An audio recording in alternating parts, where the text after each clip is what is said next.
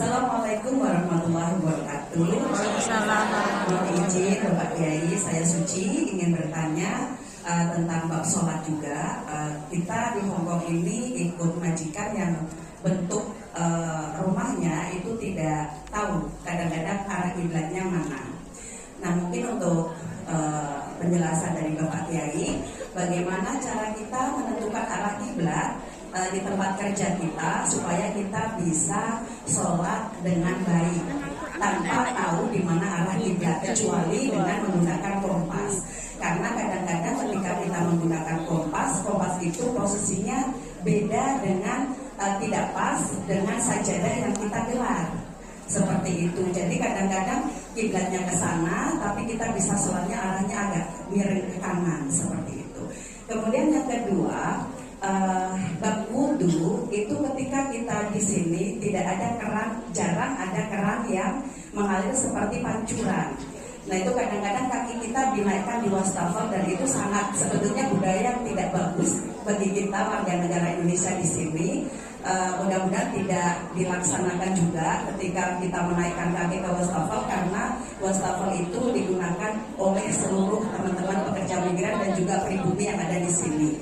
Jadi solusi yang tepat ketika kita wudu di keran ataupun di wastafel, menurut Bapak Kiai, bagaimana cara wudu dengan baik?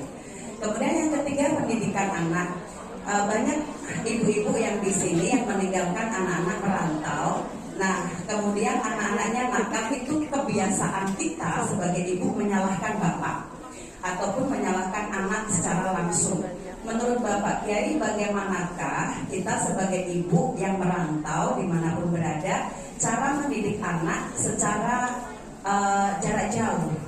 Terima kasih Bapak Kiai, terima kasih panitia. Assalamualaikum warahmatullahi wabarakatuh. Ibu Suci, namanya Tri Imban. Namanya apa? Tri Imban. Saking ngefansnya saya sama panjenengan.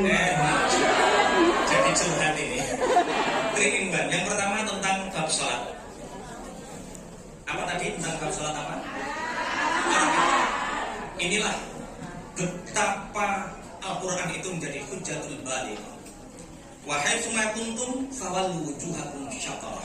Dimanapun kalian berada, maka hadapkan, condongkan. Maka bahasa wala itu tidak harus persis. Fawallu wujuhakum, condongkan wajahmu kepada arah kiblat. Kiblat ini arah Masjidil Haram. Ulama-ulama Ahlussunnah wal Jamaah ini tidak mensyaratkan untuk persis.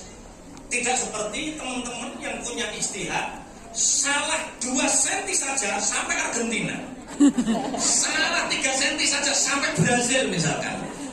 Bahasa wala itu tidak harus persis.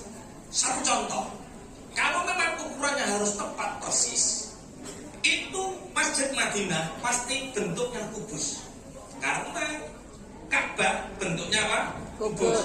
Sedangkan masjid dimanapun ini seperti ini. Zaman dahulu para sahabat membangun masjidnya seperti ini.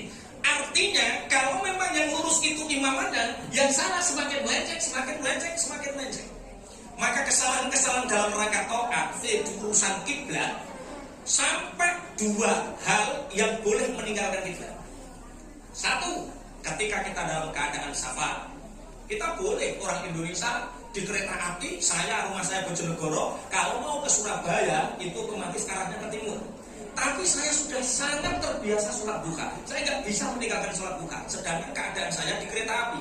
Kalau saya tidak segera melaksanakannya, maka habislah waktu duha. Maka saya cukup di kereta api sholat walaupun tidak menghadap kiblat. Fisafar, finnafilah, fisafar. Yang pertama, diperbolehkan meninggalkan kiblat itu sholat sunnah di dalam perjalanan. Yang kedua, fisyiddatil khauf, ketika banget takutnya, kita saat sholat, ada Allah rampok, lari kita, lari dalam keadaan sholat, lari batal, tidak, lanjut saja. Ketika kita sudah aman, lanjutkan. Lah rukuknya tadi kok menghadap kemana-mana? Gak apa-apa, meninggalkan kiblat fisyiddatil khauf diperbolehkan. Di sini kita nggak tahu arah kiblat, apalagi yang tidak tahu, pakai kompas walaupun tidak terlalu pinter, nggak apa-apa. Kesalahan-kesalahan dalam rangka